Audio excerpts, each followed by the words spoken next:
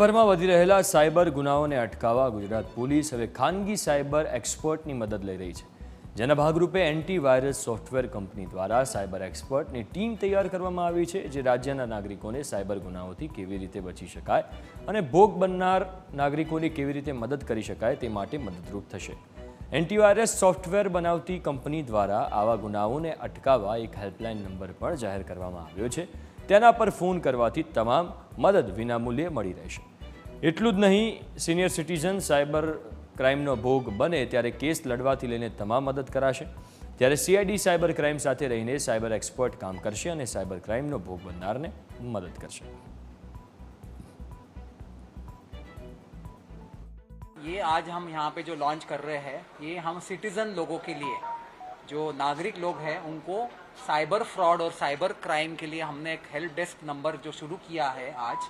ये help desk number में सहायता की जाएंगी सब नागरिकों की, सीनियर सिटीजन्स की, जिसमें उनको पता रहेगा कि कोई टाइप का उनके साथ फ्रॉड हो रहा है या साइबर क्राइम जब हो रहा है तो उसके लिए उनको असिस्टेंस मिलेगा, टेक्निकल असिस्टेंस मिलेगा।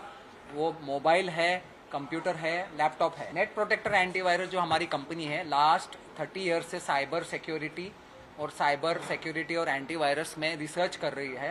गुजरात में हाल में स्टेट साइबर क्राइम खूब ज प्रमाण में वधी रह्यो छे अने दररोजना अमने लगभग 1000 થી 1200 જેટલા कॉल 1930 ની જે અમારી સાયબર ક્રાઇમની હેલ્પલાઇન છે ત્યાં कॉल આવતા હોય છે અને બનાવો लगभग 450 થી 500 જેટલા બનાવો નોંધાતા હોય છે।